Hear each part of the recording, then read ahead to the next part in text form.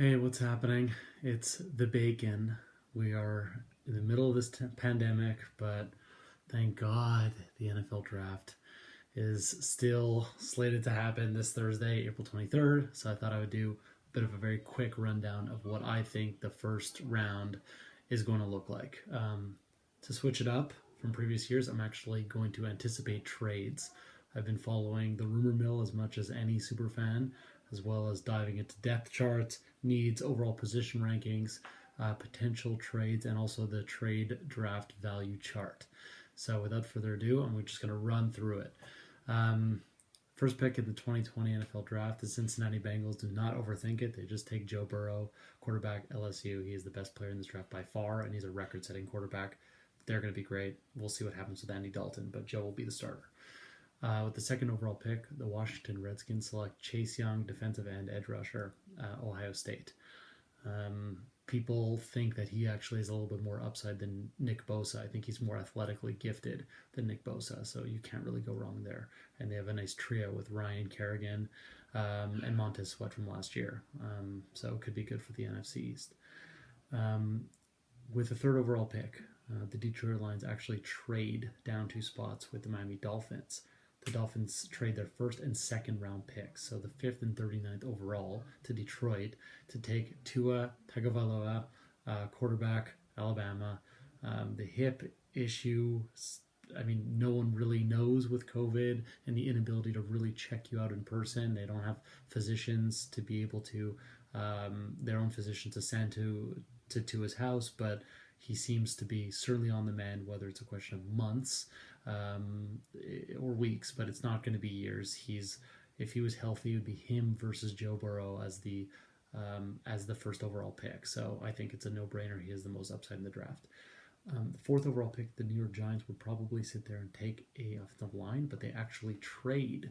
The Atlanta Falcons jump up from 16 to 4. They trade their first, second, and third round picks. That's 16th, 47th, and 78th overall to the New York Giants. They take the top cornerback available, Jeffrey Oduka, cornerback, Ohio State. The complete player, absolute shutdown corner in this draft. Fifth overall pick, the Detroit Lions now back two spots. They would have taken Jeff Oduka or Derek Brown. Sources say that they were kind of indifferent between the two. Derek Brown, defensive tackle at Auburn, will be the pick. He is an elite disruptor in the defensive tackle position. Some people criticize it because he didn't do really well in the combine with respect to, like, the three cone was really, really poor, and he's also not an elite pass rusher for someone to be taken that high, but he disrupts every single play and he's a nonstop motor, so I think it's a good pick. Sixth overall pick, the LA Chargers take Justin Herbert, quarterback, Oregon. I think they would have taken Herbert or Tua. They have actually a pretty complete team, and I know that they believe in Tyrod Taylor, but they're going to draft a quarterback at this spot. And Herbert has a really high football IQ, and any type of leadership issues will be addressed, I guess, with some experience. But it's a very good pick, and he's the consensus top 3 quarterback in this draft. Seventh overall, the Carolina Panthers select Isaiah Simmons, linebacker from Clemson.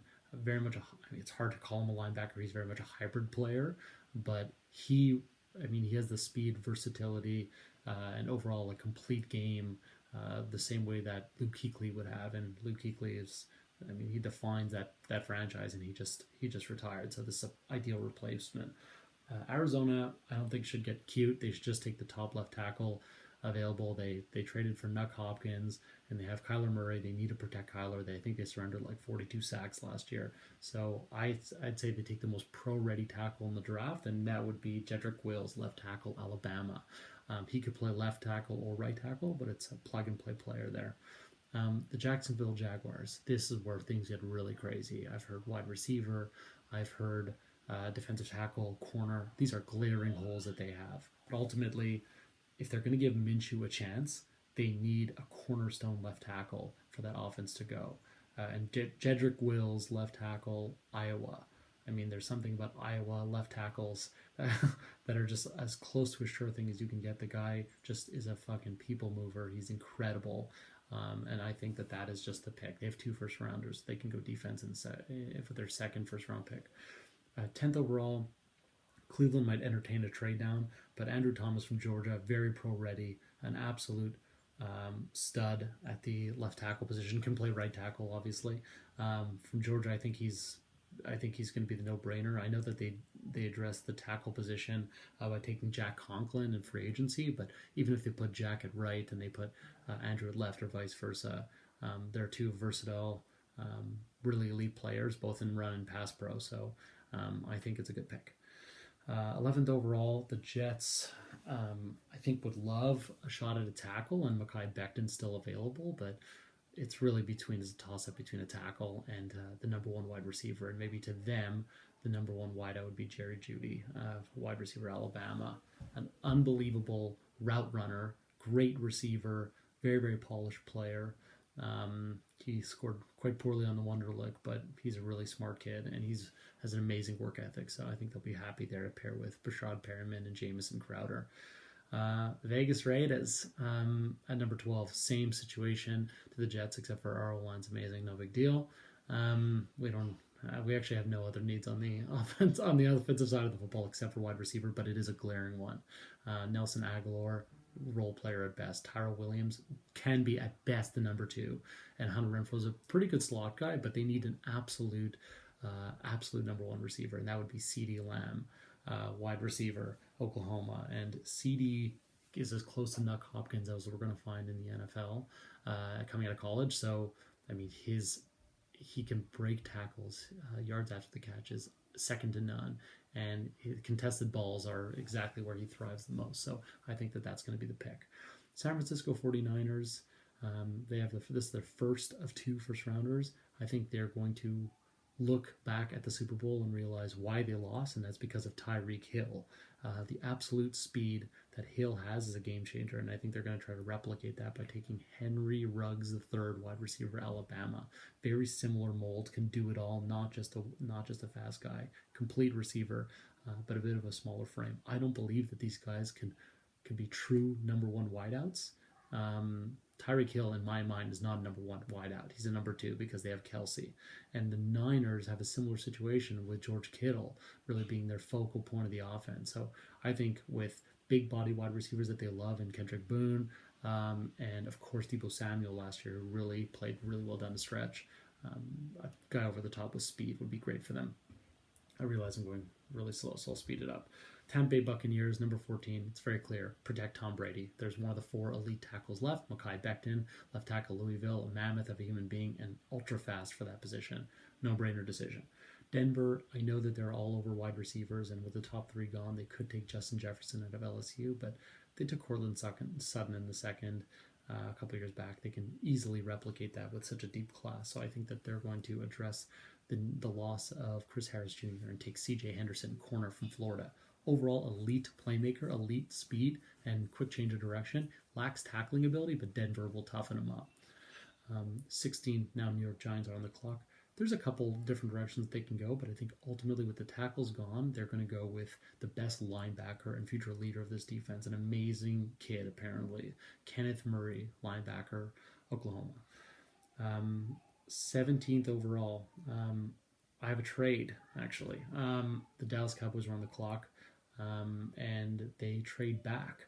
New England jumps up to 17. They trade their first and third round picks, which is 23rd and 87th overall, to Dallas in exchange for Jordan Love, quarterback, Utah State, the highest ceiling of any quarterback in the draft, maybe aside from Burrows. He could be Patrick Mahomes, and Bill Belichick wins again, unfortunately. At 18, the Miami Dolphins should go offensive line here. It's horrendous, but I have them taking Justin Jefferson, wide receiver, LSU. Preston Williams did some great things last year. Devontae Parker really came alive, but Tua needs an elite number 1 weapon. And I think there's something about Justin Jefferson, the amount of balls that he can catch, his red zone efficiency, his toughness, and he can play out of the slot, which would be great for Tua. 19, Las Vegas Raiders on the clock. Really need to address that cornerback spot. That is their glaring need. They can go A.J. Terrell.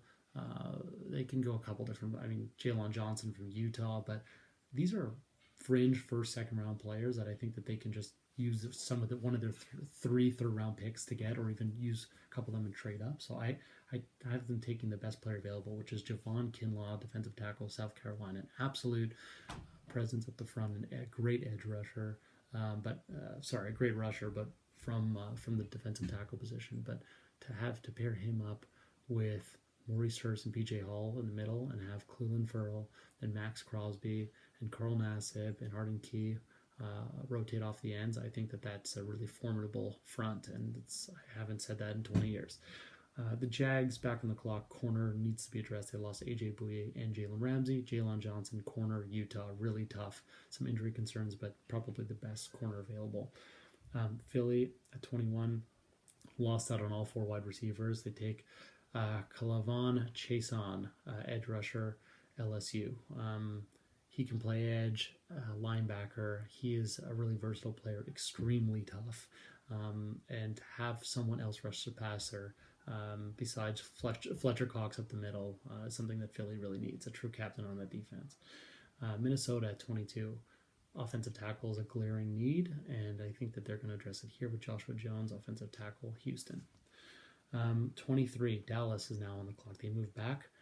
I know that they desperately need to replace Byron Jones. They've lost some key players there, and they need edge rusher, but I think Cesar Ruiz, center, Michigan, by far the best inside offensive lineman in the draft to replace Travis Frederick. And without Frederick, the offense just doesn't go. They need that offensive line for Zeke and for Cooper and for Dak Prescott.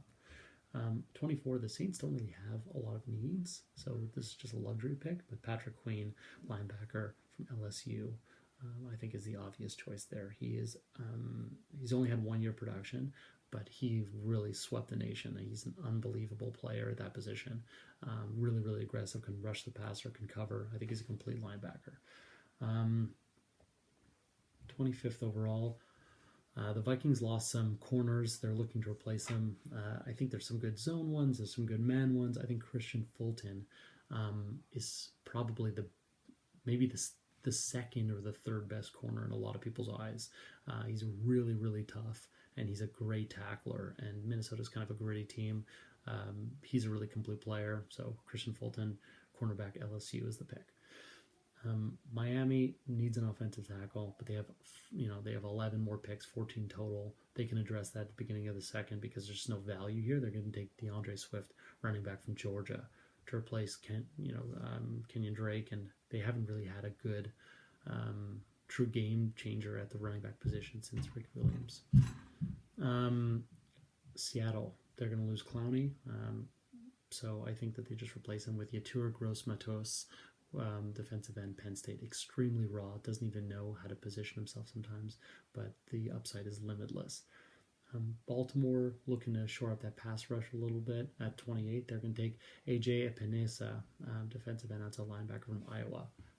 Similar situation, a little bit raw, a ton of upside. I think that would be the pick. Otherwise, it'd be Kenneth Murray or Patrick Queen, but they're both off the board. The Titans at 29, I think they take AJ Terrell, corner, Clemson. Besides the national championship game where he got roasted, he's a top corner in the draft. Can really do it all, extremely tough, not afraid to tackle you despite his small frame. So I think that they get better at that position there.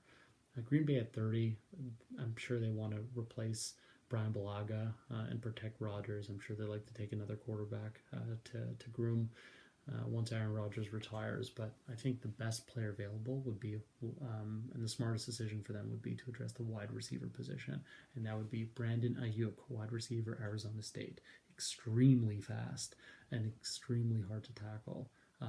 Much better of a player than N'Keal Harry last year, who was a first-round pick. At 31, San Francisco 49ers, the rich get richer. Ross Blacklock, defensive tackle, TCU, enormous presence up the middle. To pair him up with Nick Bosa. Eric Armstead would be just an unbelievable opportunity for that team. Definitely a rich get richer scenario. In Kansas City, for a team as good as they are, they actually have a couple needs. Corner could be one, but I think best player available would be Xavier McKinney, safety, Alabama, who can read the football field as well as anyone. And you pair him up with Tyrann Mathieu, and we saw what Tyrann Mathieu did for that team. I think that would be the best pick for them. Anyways, I know it's all over the place and super rush, but it is 15 minutes long. So thank you for enduring it with me, and I'm curious to get your comments or your takes. Peace.